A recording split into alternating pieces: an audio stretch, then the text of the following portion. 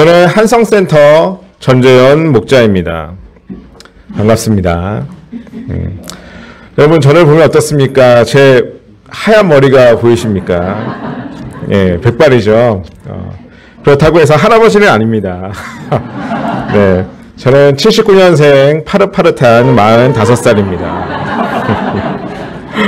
예, 제가 염색을 하지 않는 이유는 제가 서울시내버스 기사입니다. 근데 이제 이 머리를 하고 이제 선글라스를 끼면 나이가 좀 있어 보이는지 손님들이 먼저 인사도 해주시고 예의를 갖춰주시더라고요. 또 그런 것도 있지만 실질적으로는 염색이 귀찮아서 안 하는 겁니다. 예, 그래서 이 머리를 하고 이제 나왔는데 그렇게 멋있지는 않지만 여러분들은 저를 좀 멋있게 봐주시기 바랍니다. 네. 이 시간 제가 전할 말씀의 제목은 너는 배우고 확신한 일에 거하라는 말씀입니다. 우리는 개회 메시지를 통해서 예수님 안에 거하고 예수님을 배울 때 쉼이 있는 것을 알게 되었습니다. 주제 1강을 통해서 하나님의 말씀을 주야로 묵상하는 사람이 복 있는 사람인 것을 알게 되었습니다. 주제 2강을 통해서 불가능하게 보이는 일도 가능하게 하시는 하나님을 믿고 살아야 하는 것을 알게 되었습니다. 인간론, 구원론, 특강을 통해서 사람과 구원에 대한 진리를 배우고 성경 진리야말로 우리가 확고하게 붙들어야 하는 진리임을 확신하게 되었습니다. 우리가 이번 수양회를 통해서 배우고 확신한 일에 잘 거할 수 있기를 기도합니다. 디모데후서는 로마의 감옥에서 죽음을 목전에 둔 사도 바울의 마지막 서신입니다. 바울 자신이 많은 이방교회를 세우면서 겪었던 수많은 고초를 회고하면서 믿음의 아들인 디모데에게 믿음의 선한 싸움을 싸우도록 당부하는 유언적 성격을 띠고 있습니다. 하지만 이런 바울의 당부는 디모데에게만 아니라 오늘날 모든 성도들을 향한 바울의 유언이기도 합니다. 지금 이 시간에는 디모데후서 중에서 3장의 내용에 담긴 바울의 권면을 듣고자 합니다. 1절을 보면 말세에 고통하는 때가 있다고 합니다. 지금이 말세입니까? 그럼 말세는 정확하게 언제를 의미하는 것일까요? 우리들이 너무나 기다리는 예수님의 재림의 때를 말하는 것일까요? 맞습니다. 하지만 이것은 반쪽짜리 답입니다. 왜냐하면 말세는 예수님의 초림부터 재림까지의 기간을 의미하기 때문입니다. 그러므로 사도 바울이 살고 있던 시대도 말세고 지금도 말세입니다. 우리들은 말세에 살고 있습니다. 그러면 말세의 특징이 어떠합니까? 2에서 5절을 봅시다. 사람들이 자기를 사랑하며 돈을 사랑하며 자랑하며 교만하며 비방하며 부모를 거역하며 감사하지 아니하며 거룩하지 아니하며 무정하며 원통함을 풀지 아니하며 모함하며 절제하지 못하며 사나우며 선한 것을 좋아하지 아니하며 배신하며 조급하며 자만하며 쾌락을 사랑하기를 하나님 사랑하는 것보다 더하며 경건의 모양은 있으나 경건의 능력은 부인하니. 바울의 시대에도 위에서 이야기하는 고통의 때가 존재했으리라 쉽게 예상해 볼 수 있습니다. 그렇다면 오늘날은 어떻습니까? 위의 말씀을 근거로 하나하나 살펴볼 때 오늘날도 말세에 고통하는 때인 것을 알 수 있습니다. 고통의 때라는 표현에서 저는 노아의 홍수 전의 죄악의 시대와 소돔과 고모라 시대를 떠올립니다. 의미상으로는 그 당시가 말세는 아니지만 고통의 때는 분명해 보입니다. 그럼 구약의 이 대표적인 고통의 시대는 어떻게 끝났을까요? 코에 생명의 기운에 숨이 있는 것은 의인인 노아의 방주에 있는 것을 제외하면 다 죽었습니다. 소돔과 고모라 시대는 어땠습니까? 창세기 18장을 보면 소돔과 고모라는 의인 10명이 없어서 비처럼 내리는 유황과 불로 인해 멸망하게 됩니다. 이 결말들을 볼 때 고통의 때의 의인이 얼마나 중요한지 새삼 느끼게 됩니다. 말세의 고통의 시대에 살고 있는 의인인 우리들이 더 깨어 있어야 하는 이유입니다. 여기에서 특별하게 5절 말씀을 좀 더 들여다보고자 합니다. 5절에서 경건의 모양은 있으나 경건의 능력을 부인하는 자들은 어떤 사람들일까요? 6절과 8절에서 예를 들어서 말하고 있습니다. 6절에서는 거짓 교훈을 전하는 거짓 교사가 남의 집에 여자를 유인하여 결국 그 여자가 중환죄를 지고 여러 가지 욕심에 끌리게 되는 모습을 보여주고 있습니다. 8절에서는 모세를 대적한 얀네와 얀브레의 예시를 보여주고 있습니다. 얀네와 얀브레는 모세를 대적하여 피 재앙과 개구리 재앙은 흉내내었지만 그 이상은 따라할 수 없었습니다. 그들은 경건의 모양은 있지만 능력이 없는 신앙생활의 한계를 보여주고 있습니다. 그들은 마음이 부패한 자들이고 믿음에 관하여는 버림을 받은 자들입니다. 오늘날 우리는 어떻습니까? 고통하는 때에 나타나는 위의 특징을 가진 신앙인들이 자신의 이익을 추구함으로 인해 우리에게도 경건의 모양만 갖추는 신앙인이 될 위험이 있습니다. 이런 위험을 피하고 우리가 어떻게 경건의 능력이 드러나는 신자들이 될 수 있을까요? 하나님의 말씀을 진짜로 믿고 말씀대로 살기에 힘쓰는 것입니다. 이를 통해 경건의 능력을 맛보는 것입니다. 진짜로 예수님의 멍에를 메고 예수님 안에서 쉼을 누려보는 것입니다. 진짜로 하나님의 말씀을 주야로 묵상해보고 꿀과 같이 달콤한 말씀의 맛을 보는 것입니다. 진짜로 하나님을 믿고 살아서 일상에서 하나님의 능력을 체험하는 것입니다. 이 외에도 우리가 매주 배우는 말씀을 믿고 확신하고 실생활에서 실천하면서 경건의 능력을 맛보는 것입니다. 우리가 2024년도에도 경건의 능력이 나타나는 하나님의 자녀들로 더욱 성장할 수 있기를 기도합니다.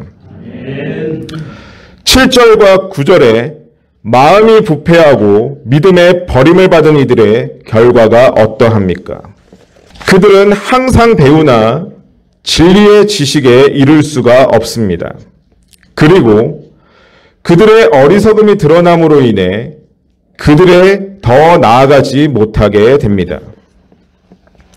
10절에서 12절을 보면 바울이 예수 그리스도 안에서 경건하게 살아왔던 자신의 인생을 되돌아보며 그 과정에서 받았던 박해를 상기하고 이야기합니다.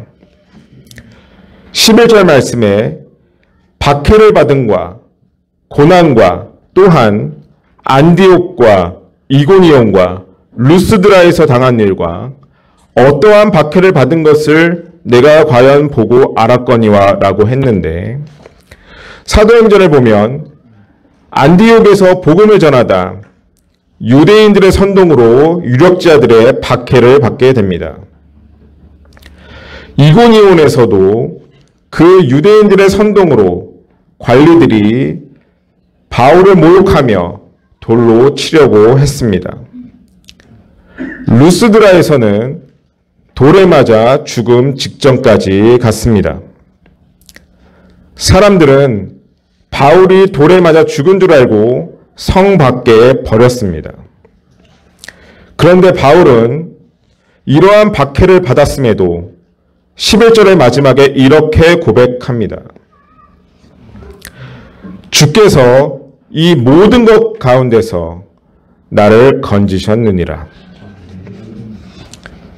13절을 보면 악한 사람들과 속이는 자들은 더욱 악하여져서 속이기도 하고 속기도 한다고 말씀합니다.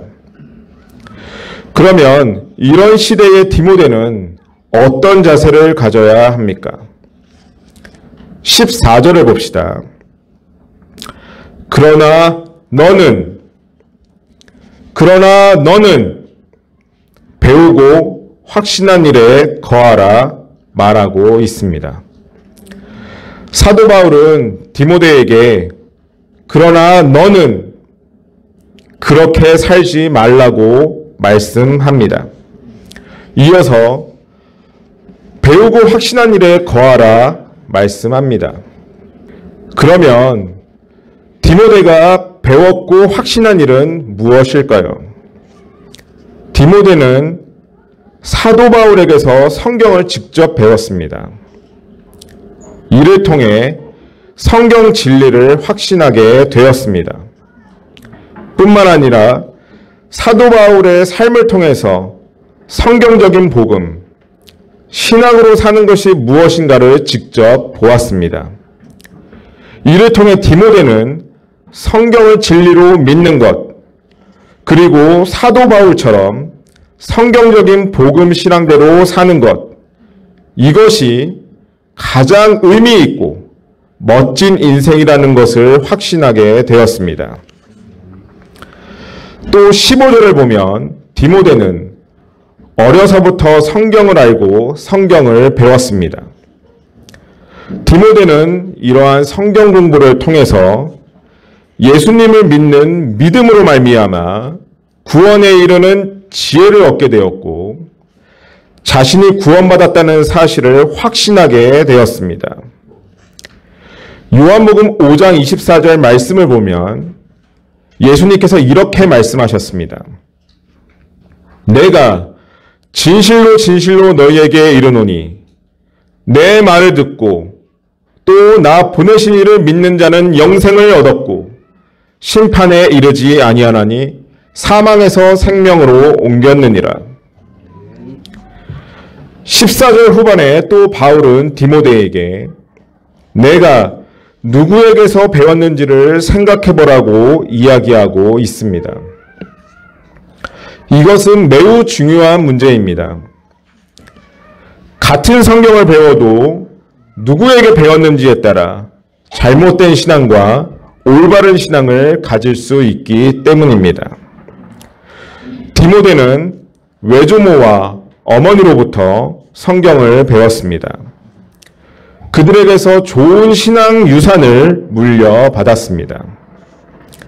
그리고 조금 전에 언급한 바와 같이 디모데는 바울에게도 가르침을 받았습니다. 바울을 통해 복음을 전해 듣고 예수님의 제자로서 여러 가지를 배울 수 있었습니다. 디모데에게 신앙을 전해준 그들은 모두 믿을 만한 사람들입니다. 디모데를 가장 사랑하는 사람들입니다.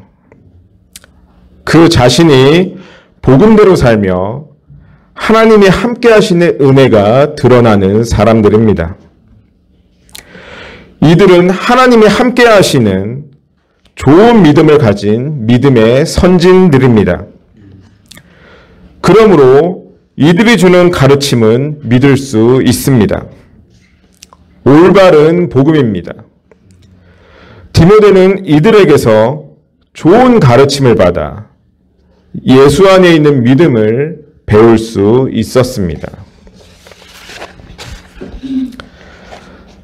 바울이 디모데에게 너는 배우고 확신한 일에 거하라 권면했는데 디모데에게 왜 이런 권면이 필요했을까요? 그 이유는 이렇게 추측할 수 있습니다.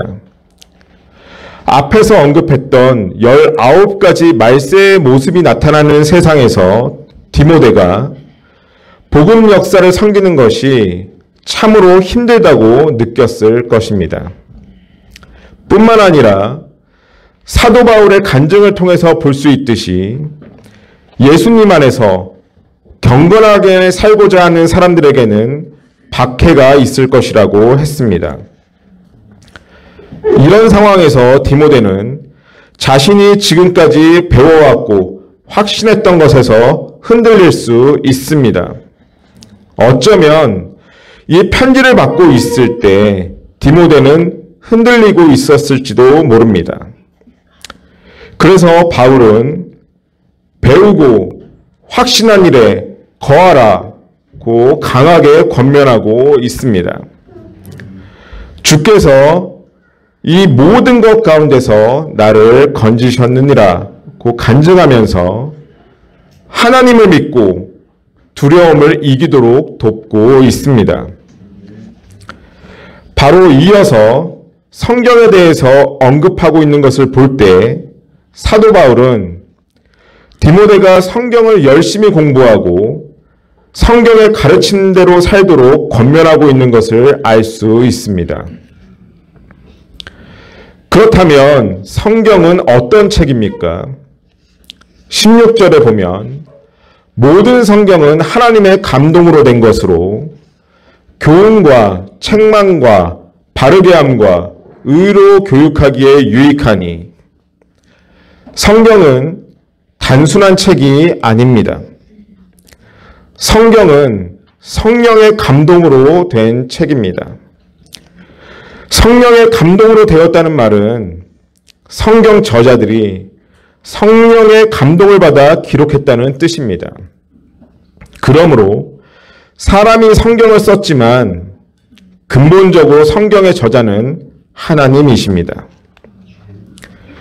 무엇보다 성경은 우리에게 구원에 대한 진리를 알려줍니다.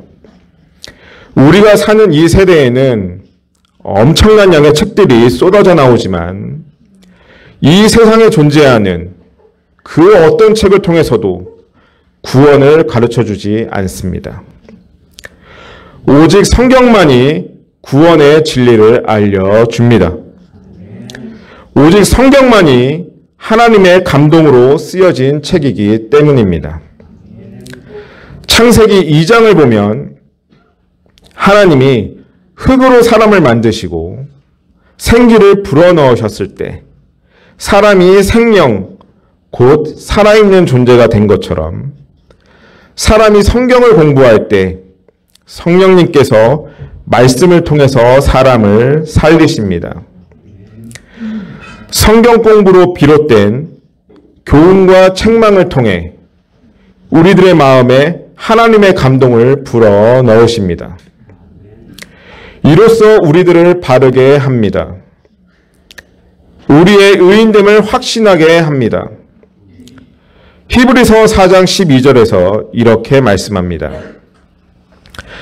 하나님의 말씀은 살아있고 활력이 있어 좌우의 날선 어떤 검보다도 예리하여 혼과 영과 및 관절과 골수를 찔러 쪼개기까지 하며 또 마음의 생각과 뜻을 판단하나니 성경은 살아있습니다. 능력이 있습니다. 바로 살아있는 하나님의 능력입니다. 배우고 확신한 일에 거하라는 사도 바울의 권면은 말세를 사는 우리에게도 적용됩니다. 그러면 우리가 어떻게 배우고 확신한 일에 거할 수 있을까요? 우선은 이번 수양회에서 배우고 확신한 내용들을 마음에 깊이 간직하고 일상에서 그렇게 살기에 힘쓰는 것입니다. 말세의 세상 분위기는 우리에게 엄청난 스트레스를 주고 우리를 피곤하게 하지만 우리가 예수님의 멍에를 메고 배움으로써 쉼을 얻는 것입니다. 성경 말씀을 주야로 묵상하여 풍성한 열매를 맺는 복 있는 사람이 되는 것입니다. 하나님을 믿으라는 예수님의 말씀을 믿고 삶의 모든 순간에 삶의 모든 영역에서 하나님을 믿고 사는 것입니다. 더 나아가 성경을 더 가까이 하고 자주 읽으며 암송도 하면서 내 마음 중심에 하나님의 말씀을 항상 두는 것입니다. 그리할 때 이 성경의 능력이 우리에게 작용하여 17절에서 이야기하고 있는 것처럼 우리가 하나님의 사람으로 온전하게 되고 모든 선한 일을 행할 능력을 갖추게 될 것입니다. 우리가 배우고 확신한 일에 거함으로 위와 같은 은혜가 임할 수 있기를 기도합니다. 항상 구원의 확신 속에 거하시는 여러분들이 되기를 예수 그리스도의 이름으로 축복합니다. 이제부터는 배우고 확신했던 한 가지 말씀에 거했던 제 인생에 대해서 이야기를 해보고자 합니다. 초등학교 2학년이었던 저는 매주 일요일 아침에 디즈니 만화를 보고 그 후에 MBC에서 하는 야 일요일이다라는 프로그램을 보았습니다. 그러던 어느 날 집에서 야 일요일이다를 보고 있는데 갑자기 매우 심심해지면서 심심한데 교회나 가볼까라는 생각이 들었습니다.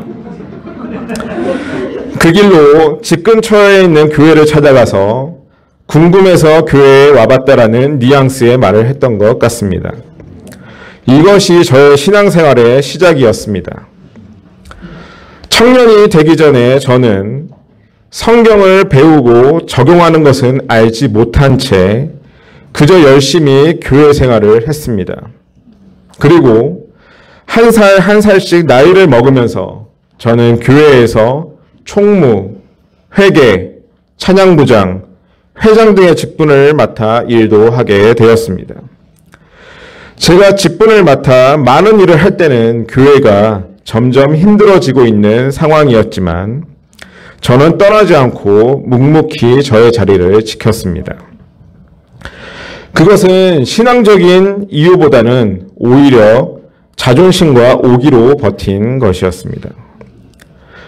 경건의 모양은 있으나 경건의 능력은 없는 저였기에 어쩌면 당연한 것이었습니다.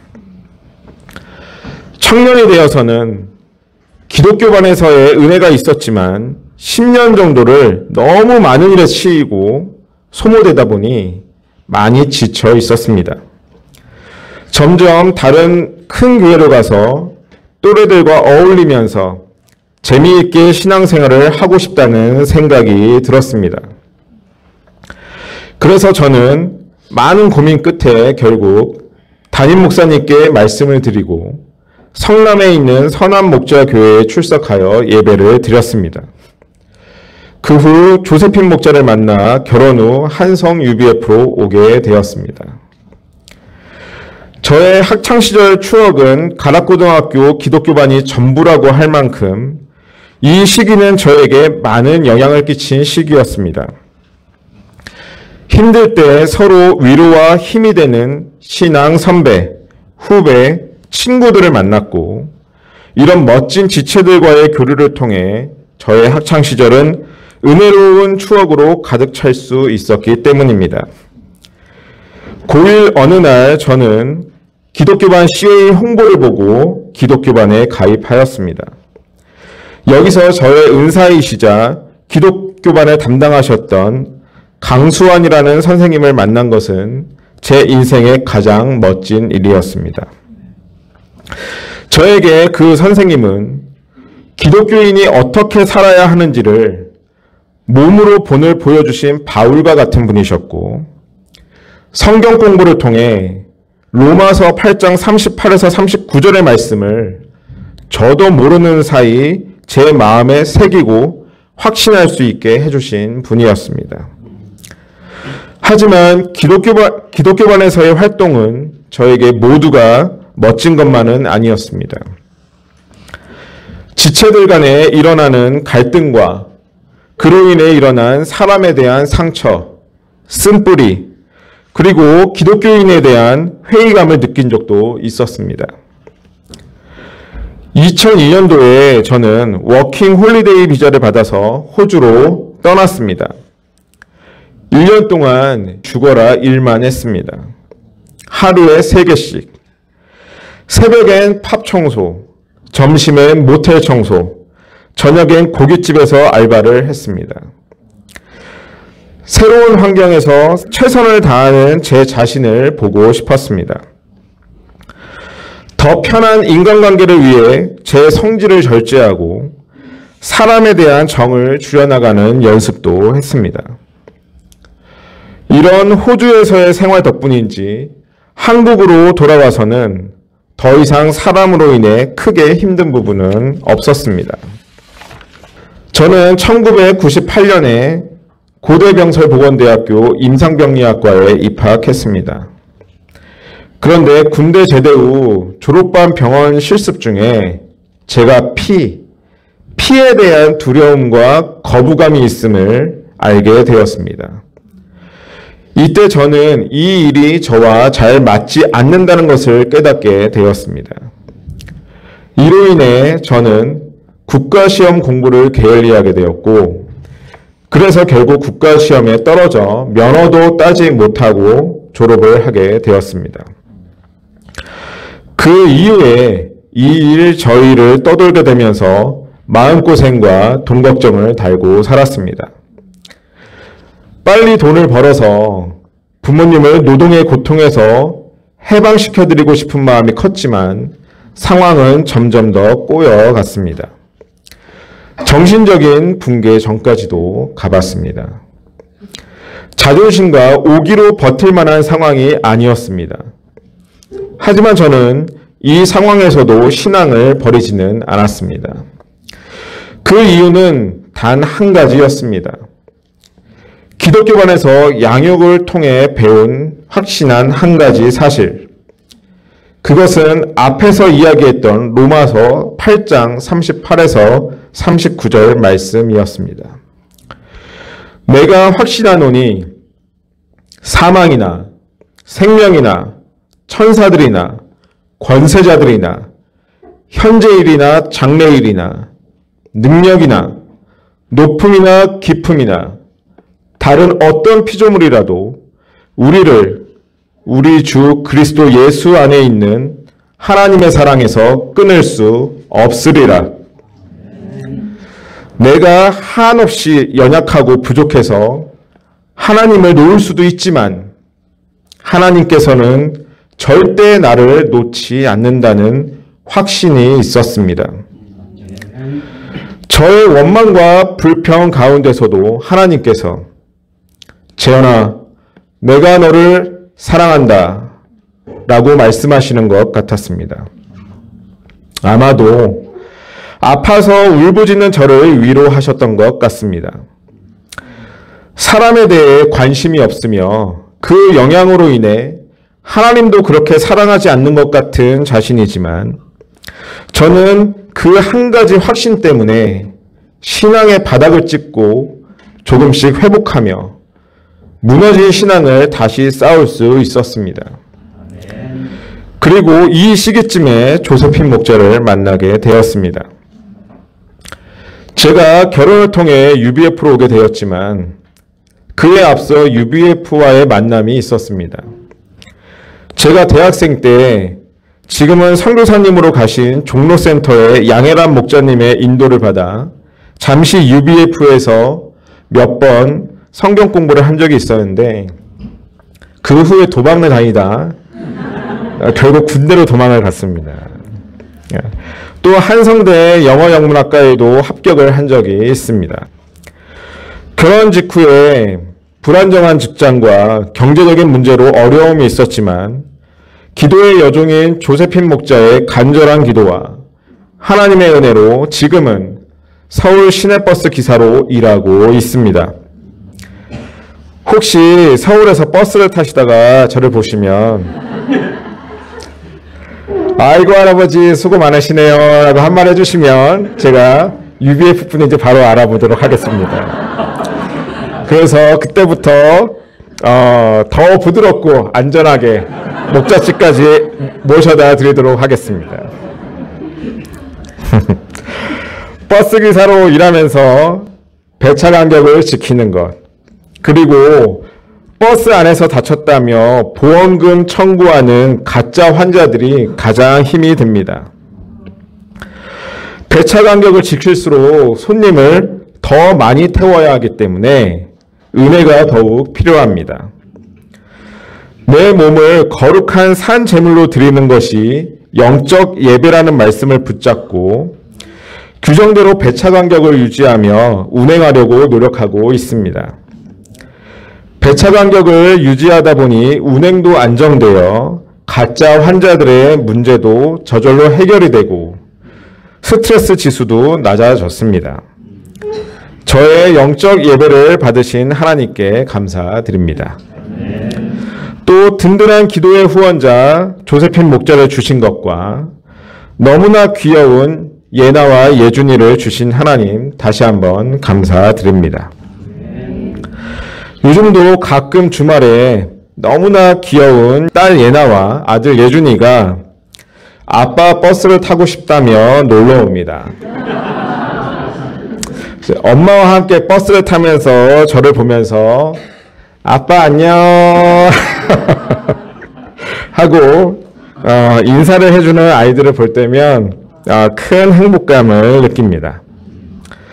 제가 버스 기사로서 서울 시내를 달리면서 몸을 거룩한 산 제물로 드리라고 듣고 배운 말씀에 거할 수 있기를 기도합니다. 말세에 고통하는 시대에 하나님을 변함없이 믿고 섬기는 삶이 가장 행복한 삶인 것을 확신하고 이 확신 가운데 살 수 있기를 기도합니다. 메시지를 마무리하겠습니다. 우리는 예수님을 믿고 예수님 안에 있는 구원을 확신하고 오늘까지 믿음으로 살아왔습니다. 2024년도에도 우리를 고통스럽게 하는 일들은 주변에 항상 있을 것입니다. 그럼에도 우리가 어떤 상황에서도 흔들리지 않고 배우고 확신한 일에 거할 수 있기를 기도합니다. 예수님의 말씀을 잘 듣고 예수님의 멍에를 메고 예수님 안에서 쉼을 얻고 주야로 하나님의 말씀을 묵상하여 풍성한 열매를 맺고 언제 어디서나 하나님을 믿고 살 수 있기를 기도합니다.